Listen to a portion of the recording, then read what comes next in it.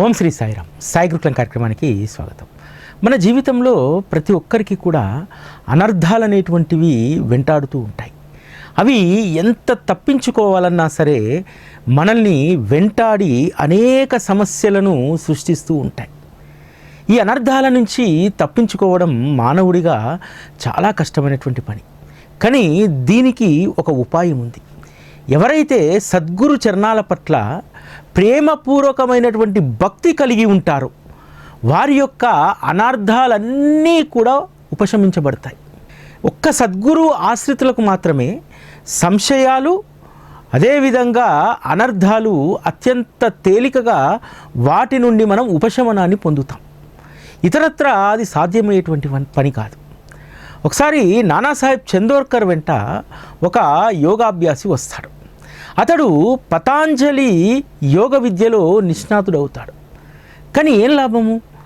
ఒక్క క్షణమైనా సరే సమాధి స్థితిలో ఉండేటువంటి శక్తి తనకు లేదు. మరి ఇంత విద్య నేర్చుకున్న తర్వాత నాకు ఇంతటి అనర్థం ఏమిటి? ఈ అనర్థాన్ని ఎవరు తొలగించగలుగుతారు? నానాసాహెబ్ చందోర్కర్ ద్వారా బాబా యొక్క శక్తి గురించి, వారి యొక్క యోగ శక్తి గురించి ఈ యోగాభ్యాసి తెలుసుకుంటారు.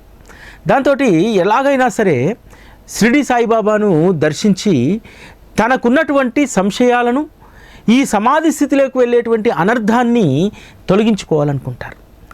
షిరిడికి నానాసాహెబ్ వెంట బయలుదేరుతారు. బయలుదేరేసరికి వారు ద్వారకామాయికి చేరుకున్నటువంటి సందర్భంలో బాబా చద్ది రొట్టెలో ఉల్లిపాయ నంచుకొని తింటున్నాడు. చూడండి, నిజానికి ఆ యోగాభ్యాసి యొక్క సంశయము, అనర్థము షిరిడీలో తొలగిపోతుంది. కానీ మరొక అనర్థాన్ని తను కొని తెచ్చుకున్నాడు. మనసులో వెంటనే ఒక సంశయం ఏర్పడ్డది. ఆ సంశయం ఏమిటి? సద్ది రొట్టెలో ఉల్లిపాయ నంచుకొని తినేటువంటి ఈయన నాకు యోగాభ్యాసం గురించి ఏం చెప్తారు అని చెప్పి ఆ సంశయం ఏర్పడుతుంది. ఏర్పడగానే వెంటనే బాబా వారి దగ్గరికి చేరుకోగానే బాబా ఒక మాట అంటారు. నానా, ఎవరైతే ఉల్లిని రొట్టెను అరిగించుకోగలుగుతాడో వాడు మాత్రమే దాన్ని తినాలి అనేటువంటి మాట అనేసరికి ఆ యోగాభ్యాసికి ఏమీ అర్థం కాదు. తన మనసులో ఏదైతే అనుకున్నాడో అదే మాట మరలా బాబా నోటి నుంచి వచ్చేసరికి ఆశ్చర్యపోతాడు. అంటే యోగులు, యోగశక్తి కలిగినటువంటి వారు దేనినైనా ఆరాయించుకోగలుగుతారు, దేనినైనా తన ఆశ్రితులకు అనుగ్రహించదలుచుకుంటారు. కాబట్టి నేను ఏ సంశయంతో అయితే ఇక్కడికి వచ్చాను, ఖచ్చితంగా ఇక్కడ వారు దాన్ని తీరుస్తారు అని చెప్పి బాబా చరణాలపైన పడిపోతాడు. ఆ తర్వాత యోగాభ్యాసి యొక్క మనస్సు స్థిరమై తను ఆ యోగ సాధనలో సమాధి స్థితికి వెళ్ళేటువంటి దాంట్లోకి నిష్ణాతుడైపోతాడు. గొప్ప యోగిగా వారు మారిపోతారు. యోగాభ్యాసంలో తన గురువు కొన్ని సంవత్సరాల పాటు బోధించినటువంటి దాన్ని, అభ్యసించినటువంటి దానికంటే కూడా ఒక్క బాబా యొక్క ఆ మాట, ఎవరైతే ఉల్లిని రొట్టెను అరాయించుకోగలుగుతారో వాళ్ళే తినాలి నాన్న, దేని గురించి అన్నారు? యోగాభ్యాసంలో ఎవరైతే సమాధి స్థితిని సాధించగలుగుతారో వారు మాత్రమే సాధన చేయాలి. బాబా మాట్లాడేటువంటి మాటలకు చాలా గూఢార్థాలు ఉంటాయి. బాబా నేరుగా చెప్పలే, రే యోగాభ్యాసం చేయడం కాదు, దానిని అరాయించుకునేటువంటి శక్తి ఉండాలి. నువ్వు సమాధి స్థితిలోకి వెళ్ళినప్పుడు మళ్ళీ తిరిగి సాధారణ స్థితిలోకి వచ్చేటువంటి అభ్యాసం నీకు ఉండాలి. కాబట్టి రొట్టె, ఉల్లి అరిగించుకునేటువంటి వాడే దాన్ని తినాలన్నట్టు యోగాభ్యాసి కేవలం సమాధి స్థితిలోకి వెళ్ళడం మాత్రమే కాదు, ఆ సాధన మాత్రమే కాదు, దాంట్లోంచి తిరిగి వచ్చి సాధారణ స్థితిలో కూడా నువ్వు ఎలా ఉండాలి, ఆ యోగాభ్యాసాన్ని ఏ విధంగా ఆకలింపు చేసుకోవాలి. కేవలం ఒకే లక్ష్యం, ఒకే ధ్యేయంతో ఉన్నాడు, తను సమాధి స్థితిలోకి వెళ్ళాలి, సమాధి స్థితిలోకి వెళ్ళాలి. ఆ తపనే తప్ప దానికి సంబంధించినటువంటి ప్రాక్టీస్ లేదు. కాబట్టి అరాయించుకోవాలి. నువ్వు నేర్చుకున్నంతా కూడా దాన్ని అరాయించుకోగలిగితే, దాన్ని అవగాహన చేసుకోగలిగితే, దాన్ని సాధన చేయగలిగితే అత్యంత సులువుగా నువ్వు సమాధి స్థితిలోకి వెళ్ళగలుగుతావు అని చెప్పారు. ఇది ఎంత పెద్ద అనర్థం! కొన్ని సంవత్సరాల పాటు యోగాభ్యాసాన్ని నేర్చుకున్నాడు, పతాంజలి విద్యలో ఆరితేరినటువంటి వాడు. కానీ తను ఏదైతే లక్ష్యంగా పెట్టుకున్నాడో దాన్ని ఆ సమాధి స్థితిలోకి వెళ్ళలేకపోయాడు. కానీ బాబా యొక్క కృప ద్వారా ఎవరైతే సద్గురు చరణాల వద్దకు వచ్చి ప్రేమపూర్వకమైనటువంటి భక్తిని అలవర్చుకుంటారో అటువంటి వారి యొక్క అనర్థాలు, సంశయాలు అన్నీ కూడా తొలగిపోతాయి. మనము 23వ అధ్యాయంలో శ్యామ పాము కాటుకు సంబంధించి, నిజంగా ఇది ఎంత పెద్ద అనర్థం, జరగకూడనటువంటిది కదా.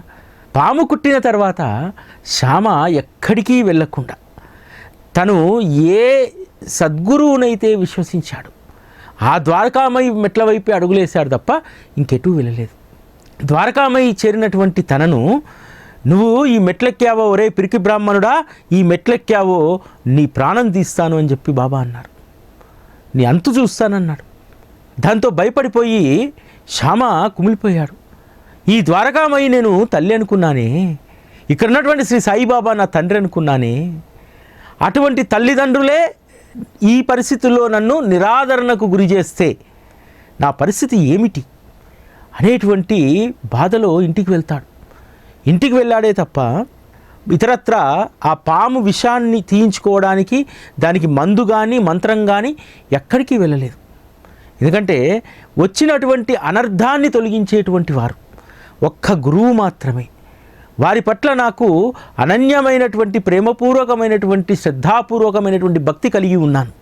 కాబట్టి ఈ జీవితం ఉన్నా లేకున్నా, ప్రాణం ఉన్నా పోయినా అంతా కూడా వారి ఇచ్చ ప్రకారమే జరుగుతుందన్నారు. ఏ మంత్రము లేదు, ఏ తంత్రము లేదు. కేవలం రాత్రిపూట పడుకోవద్దని చెప్పాడు, ఇష్టం వచ్చినటువంటి తినమని చెప్పాడు.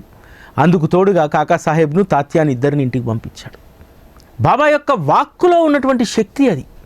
మన యొక్క అనర్థాలను బాబా యొక్క వాక్కుయే దానిని ఉపశమింపజేస్తుంది. మరి ఆ రోజంటే బాబా ఉన్నారు, బాబా యొక్క వాక్కు చేత ఆ రోజు భక్తుల యొక్క అనర్థాలు ఉపశమనం గావించబడ్డాయి. మరి ఇప్పుడు ఎలా?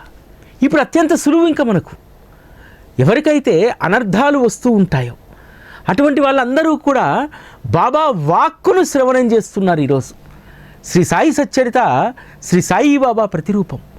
మీకు ఏ అనర్థం వచ్చినా, ఏ సంశయం వచ్చినా మీ చెవులల్లో ఎప్పుడైతే సాయి యొక్క వాక్కులు అవి పడతాయో మీ యొక్క అనర్థాలన్నీ తొలగిపోయినట్టే.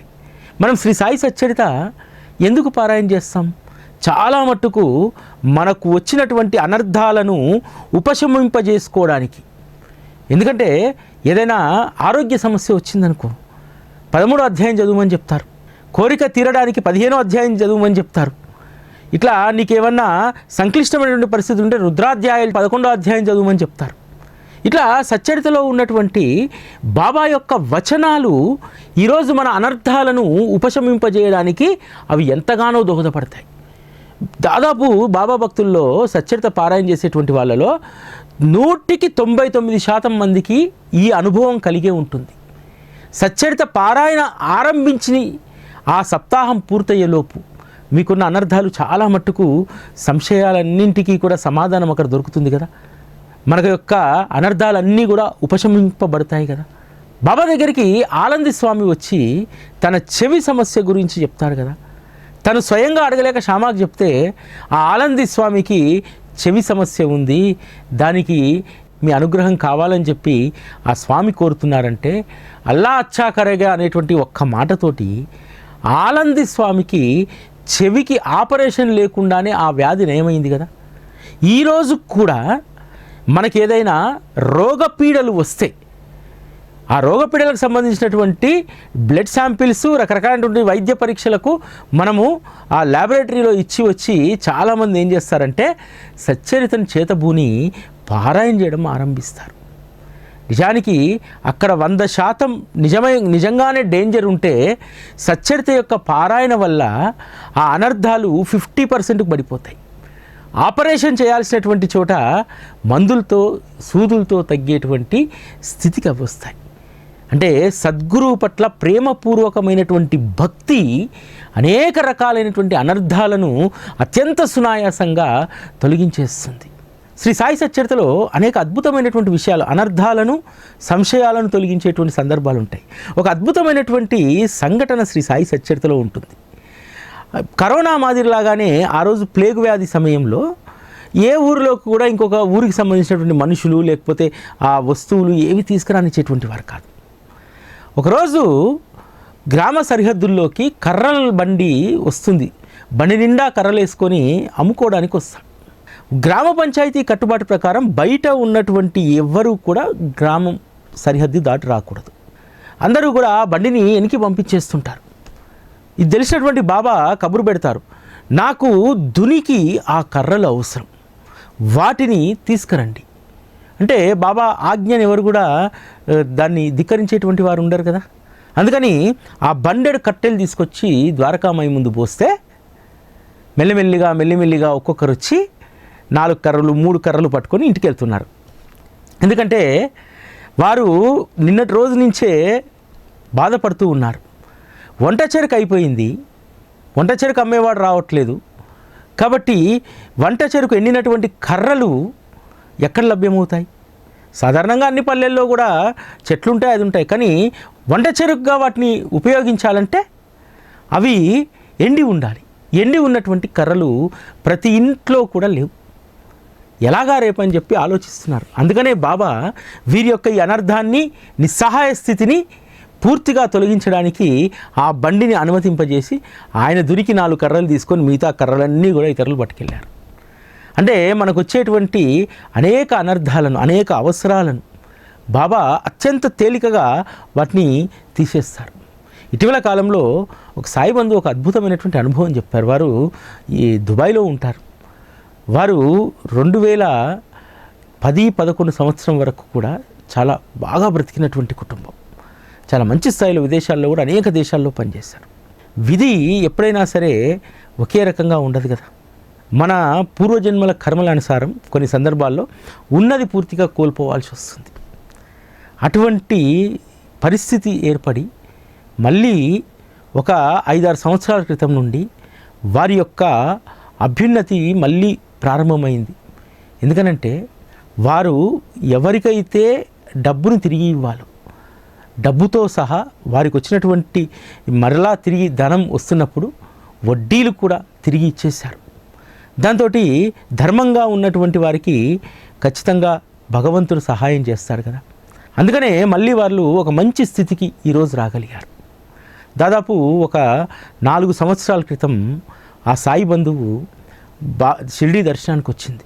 చాలా రోజుల తర్వాత, విదేశాల్లో ఉంది, చాలా రోజుల తర్వాత వచ్చి తమ పరిస్థితి చక్కబడ్డందుకు బాబా కృతజ్ఞత తెలియజేసుకోవాలనుకుంది. ఆ సందర్భంలో బాబాను చూస్తూ ఉంటే ఆనంద బాష్పాలు కారిపోతూ ఉన్నాయి. ఆ సమయంలో తను అనుకుంటుంది, మనసుకు వస్తుంది, బాబా నువ్వు ఇంత సహాయాన్ని చేశావు, నీకు నేను బంగారు కిరీటాన్ని నేను చేయించాలి. ఇదే ఆమెకు ఒక పెద్ద టాస్క్. ఎందుకంటే ఆవిడ ఒక హౌస్ వైఫ్, భర్త సంపాదిస్తున్నాడు, మంచి పొజిషన్లోనే ఉన్నాడు. కానీ బాబాకి ఏం చెప్పింది, బాబా నేనే నీకు కిరీటాన్ని చేయిస్తాను అంటే నా సొంత డబ్బుతోటి. భర్త పైన ఆధారపడకూడదు, భర్తను అడగకూడదు. ఏం చేయాలి? అప్పటి వరకు పార్ట్ టైంగా కొన్ని పనులు చేస్తూ ఉంది. క్రిప్టో మనీ అని చెప్పి రకరకాలుగా ఆన్లైన్లో ఉండేటువంటి కాయిన్స్ మనీ ఇటువంటివి చేస్తూ ఉంది. దాని ద్వారా కొంత డబ్బు వస్తుంది.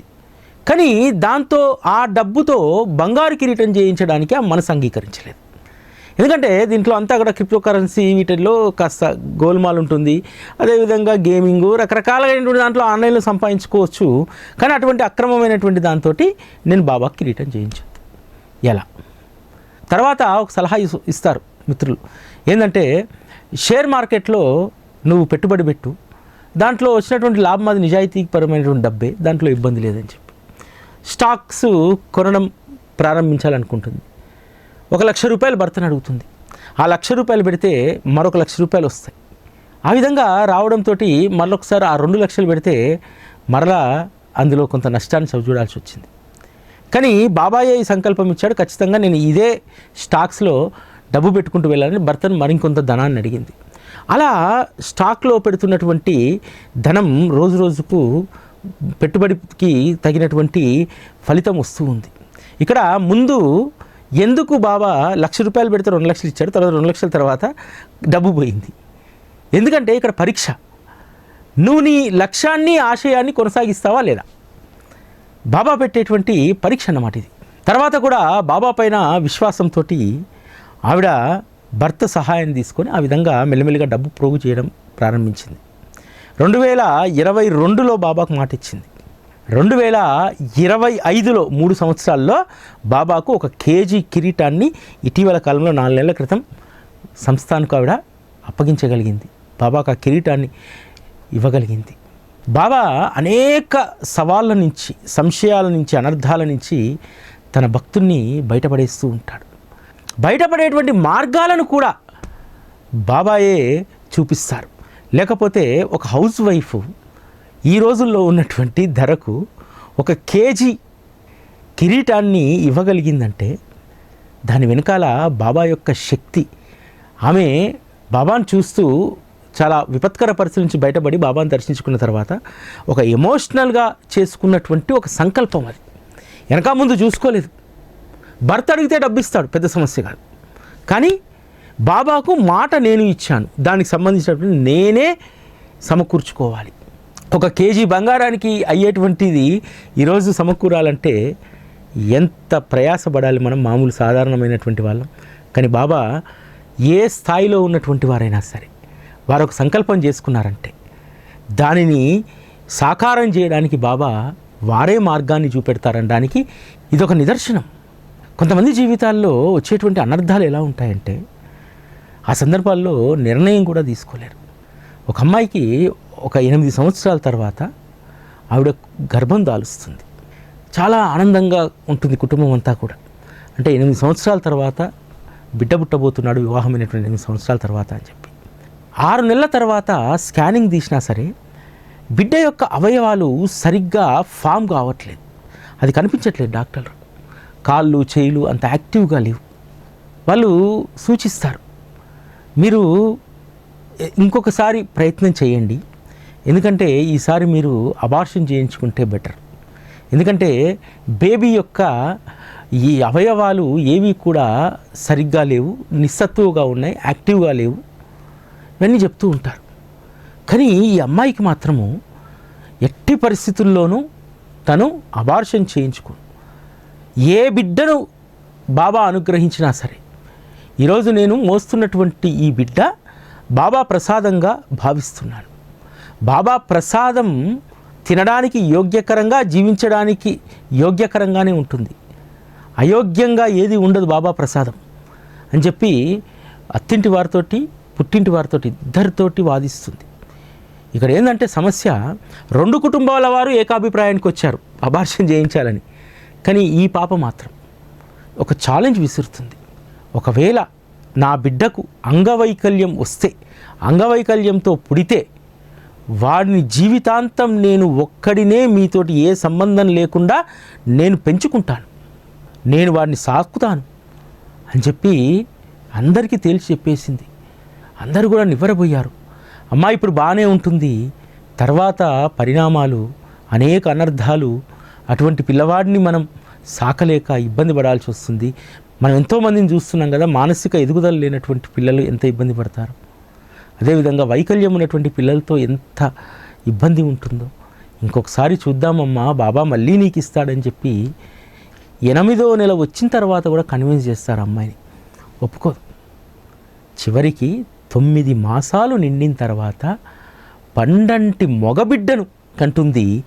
ఆ బిడ్డ అవయవాల్లో ఏ లోటు లేదు, గుండెకు సంబంధించినటువంటి ఇబ్బంది ఉంటుందేమో, హార్ట్ బీట్ చాలా తక్కువగా ఉండేది స్కానింగ్లో అని చెప్పి 3 నెలల బిడ్డ వయసు వచ్చిన తర్వాత ఆ బిడ్డను రకరకాలైనటువంటి పరీక్షలు చేస్తే ఆ బిడ్డలో ఏ లోపము లేదు. నిజంగానే ఆ తల్లికి అనర్థం ఉండి ఉండవచ్చు, అనర్థం ఆవరించి ఉండవచ్చు బిడ్డ రూపంలో. కానీ బాబా పట్ల ప్రేమపూర్వకమైనటువంటి భక్తి కలిగి ఉందే, ఈ ప్రపంచమంతా ఒకవైపు, బాబా నా వైపు నిలిచి నాకు ఆయన ప్రసాదాన్ని, ఆరోగ్యవంతమైనటువంటి ఫ్రెష్ స్వచ్ఛమైనటువంటి ప్రసాదాన్ని నాకు అందిస్తారని చెప్పి నిలబడ్డది కదా. అది కదా బాబా పట్ల ఉండాల్సినటువంటి ప్రేమపూర్వకమైనటువంటి, శ్రద్ధాపూర్వకమైనటువంటి భక్తి. ఆ భక్తి అమ్మాయిని నిలబెట్టింది. ఇవన్నీ చాలామందికి వినడానికి చాలా విడ్డూరంగా ఉంటుంది, నమ్మనటువంటి వాళ్లకు ఇది ఒక అసత్యంగా ఉంటుంది. కానీ ఇది సత్యంగా జరిగినటువంటిది. బాబా మార్గంలో విశ్వాసం ఉన్నటువంటి వారికి అనర్థాలు అనేటువంటి ఇబ్బంది పెట్టాం. ఇది 100% నిజం. ఇంకో అద్భుతమైనటువంటి సంఘటన చెప్తాను, వినండి. ఒక అమ్మాయి జాతకం తల్లిదండ్రులు తీసుకెళ్ళి చూపెడతారు. అమ్మాయి జాతకంలో ఏముంటుందంటే, మీరు ఎప్పుడు పెళ్లి చేసినా మొదటి సంబంధంలో ఉన్నటువంటి వరుడు అకాల మరణం చెందుతాడని అంటారు. అలా అని చెప్పి మీరు పెళ్లి చేయకుండా ఉన్నా ఎప్పుడో ఒకసారి చేయాల్సిందే కదా. కాబట్టి ఏదో ఒక సంబంధం చూసి వివాహం చేయండి, కానీ జరిగేటువంటి దాని గురించి మీరు బాధపడకూడదు. మరలా తర్వాత రెండో లైఫ్ మీ అమ్మాయిది బ్రహ్మాండంగా ఉంటుంది, కోట్ల రూపాయలు శ్రీ సంపదలు ఉన్నటువంటి కుటుంబానికి వెళ్తుంది అని చెప్తారు. అమ్మాయి తల్లి ఈ విషయాన్ని విని ఎంతగానో బాధపడుతుంది. కానీ కుటుంబంలో ఉన్నటువంటి పెద్దలందరూ కూడా మనం ఏ ప్రయత్నం చేయకుండా ఎలా ఏదో రకంగా అమ్మాయికి వివాహం కుదురుద్దాం, మళ్ళీ తర్వాత జాతకం బాగుంటుంది కదా అని చెప్పి అందరూ అనుకున్నారు. అనుకొని ఒక సంబంధం చూసి వివాహం చేస్తారు. చేసిన తర్వాత 2 సంవత్సరాలకు అబ్బాయికి అమెరికాలో ఒక మంచి ఉద్యోగం వస్తుంది. ఇద్దరు అమెరికాకు వెళ్తారు. అమెరికాలో వాళ్ళు ఉంటే ఇక్కడ తల్లిదండ్రులకు నిద్ర పట్టదు. ఎందుకంటే అమెరికాలో ఏదైనా జరగకూడదని జరిగితే నా బిడ్డ బ్రతికేమిటి, ఇదంతా కూడా వాళ్ళలో ఆందోళన కలుగుతుంది. కానీ ఆ అమ్మాయి మాత్రము 100% ధైర్యంతో ఉంటుంది. అమ్మా, ఇటువంటి అనర్థాలను ఎన్నింటినో బాబా తప్పిస్తారు, ఇది పెద్ద సమస్యే కాదు, నన్ను దుఃఖంలోకి బాబా నెట్టరమ్మా, కానీ ఏదో రకంగా బాబా నాకు మంచే చేస్తారు, మీరు జాతకంలో ఉన్నటువంటి విషయాన్ని మర్చిపోండి అమ్మా అని అంటారు. ఈ క్రమంలో అమెరికాలో ఒక సంఘటన జరుగుతుంది. అబ్బాయి ఉద్యోగానికి వెళ్ళేటువంటి సమయానికి గంట ముందు విపరీతమైనటువంటి విరోచనాలు, వాంతులు అవుతాయి. దాంతో ఆఫీస్కి మెయిల్ పెడతాడు, ఈరోజు రావడం కుదరదని చెప్పి. వీరు రెగ్యులర్గా స్నేహితులందరూ కలిసి ఒక క్యాబ్లో వెళ్తారు. ఆ రోజు ఈ అబ్బాయి ఇంట్లోనే ఉండడం చేత ఆ క్యాబ్లో మిగతా 3 వెళ్ళిపోయారు. ఆఫీస్కి వెళ్ళేటువంటి దారిలో పెద్ద ట్రక్ ఒకటి అదుపు తప్పొచ్చి వీరు ప్రయాణిస్తున్నటువంటి లైన్లోకి, పక్క లైన్లో నుంచి లైన్లోకి వచ్చేసి ఆ కారును పూర్తిగా తొక్కుకుంటూ వెళ్ళిపోతుంది. ఉన్నటువంటి 3 దుర్మరణం చెందుతారు. ఈ అబ్బాయి ఆ ప్రాణగండం నుంచి తప్పించుకుంటారు. అది తెలిసి ఈ అమ్మాయి, బాబా ఈరోజు అతన్ని వెళ్లకుండా కాపాడారంటే ఇంక అతనికి ప్రాణగండం లేదు అని చెప్పి తల్లిదండ్రులకు చెప్తూ జరిగినటువంటి సంఘటన.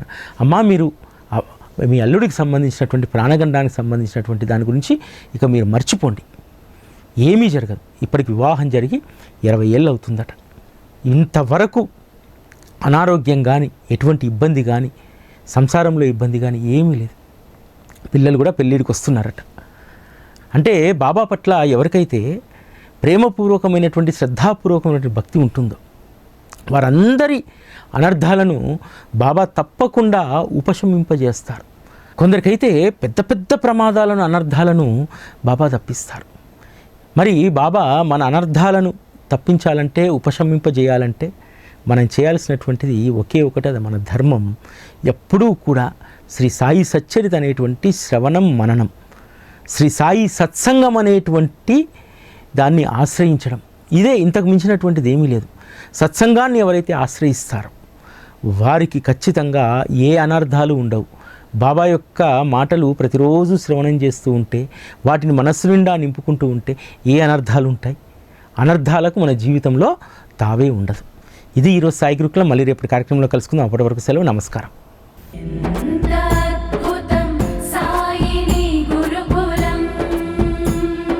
శిక్షణే తప్ప శిక్షలు లేని శరణాగతి సౌదం.